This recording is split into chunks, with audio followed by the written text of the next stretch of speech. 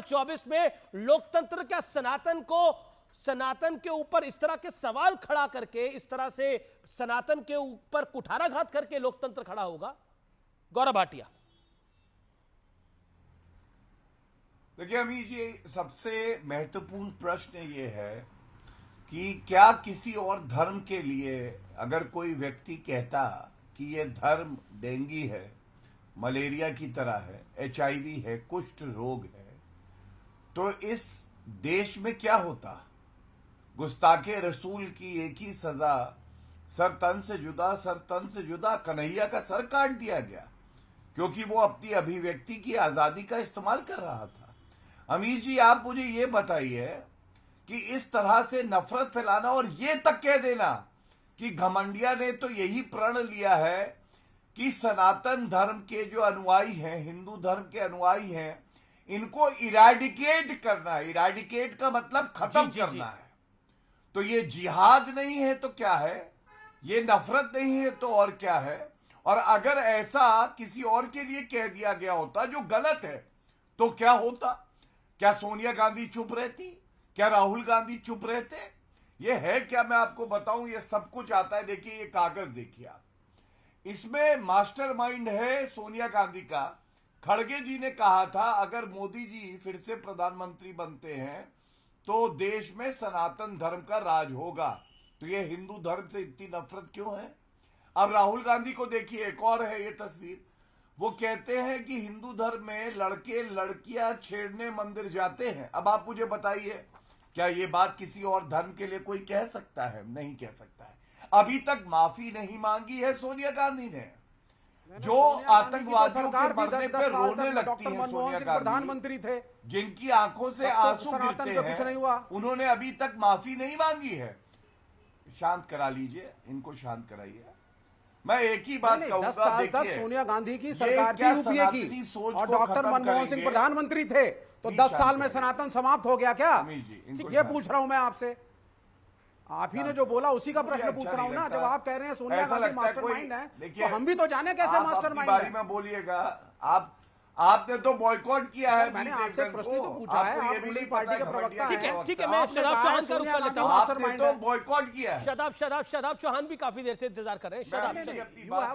मैं एक सेकंड, विवेक श्रीवास्तव अपनी टर्न पे बोले, शदाब चौहान भी इंतजार करें। शदाब चौहान, क्या आपको लगता है जो प्रधानमंत्री ने बोला और जो योगी आदित्यनाथ ने बोला, खासतौर पर मैं प्रधानमंत्री को कोट कर रहा हूं, उन सनातन संस्कारों की परंपरा को समाप्त करने का संकल्प लेकर आए हैं ये गठबंधन के लोग। क्या आपको लगता है कि बैठे बिठाए मौका दिया गया है? जब बात विकास पे हो सकती थी, बात डेवलपमेंट के इशू पे हो सकती थी, महंगाई पर हो सकती थी, उस समय पर सनातन को इस तरह से भद्दी बात कह के मौका तो खुद ही दे दिया है। कांग्रेस और उसके अलायंस पार्टनर्स थे, आम आदमी पार्टी और उसके अलायंस पार्टनर्स थे, समाजवादी पार्टी और उसके अलायंस पार्टनर्स थे।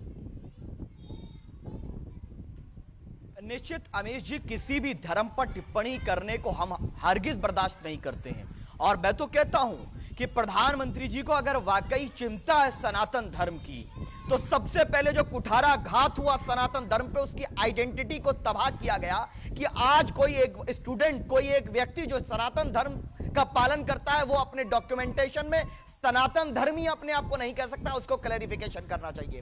दूसरा, एक बिल और लेकर के आना चाहिए कि अगर कोई व्यक्ति किसी धर्म की मूल आस्था के खिलाफ बकवास करता है, चाहे कोई सनातन धर्म पे करे, चाहे सिख धर्म पे करे, चाहे ईसाइयत पे करे, इस्लाम पे करे, किसी पे भी करे, चाहे प्रॉफेट मोहम्मद सल्लल्लाहु अलैहि वसल्लम पे करे, श्री राम पे करे या नानक गुरु पे करे, उन सबको विद इन 90 डेज और उनको पनिशमेंट सुनिश्चित करना चाहिए। ये अगर प्रधानमंत्री जी वाकई चिंतित है, सरकार आपकी है सर, और आपने उदय निधि को, अगर वाकई आपकी ये विचारधारा है, उदय निधि के ऊपर यूएपीए क्यों नहीं लगाया आपने? तो उदय निधि को डिफेंड कौन कर रहा है? नहीं, मैं आपको रोकूंगा, आपको रोकूंगा और एक काउंटर सवाल पूछूंगा। उदय निधि को डिफेंड कौन कर रहा है? कांग्रेस डिफेंड कर रही है, मल्लिकार्जुन खड़गे के सपुत्र ने डिफेंड करने का प्रयास किया।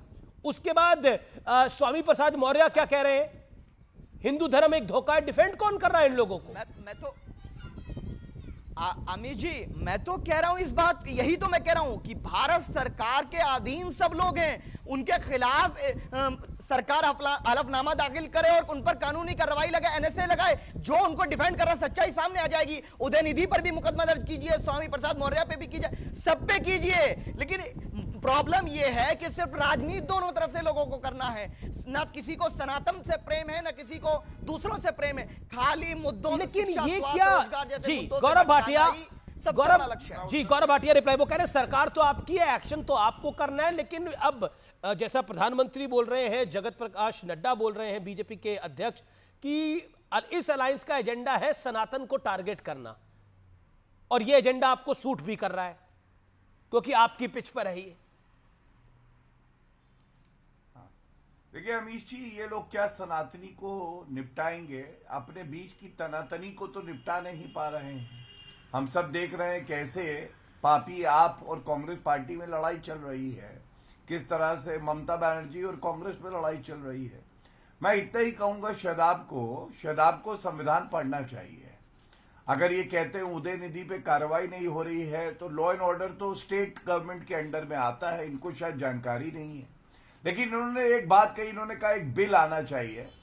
मैं तो कह रहा हूं अगर वो बिल आ जाए जिसकी बात ये कर रहे थे, तो कुछ चूहे बिल में ना घुस जाएं, क्योंकि एक व्यक्ति हैं, उन्होंने ये कहा था हिंदुत्व के नशे में डूबकर सनातन संस्कृति को भूलकर भगवा चोला ओढ़े गुंडों की फौज मुसलमानों से नफरत में अंधी होकर रामनवमी यात्रा के नाम पर नफरती गानों और नारों के साथ मेरे भारत में तबाही के मकसद से निकली है, जिसका मकसद दंगा है।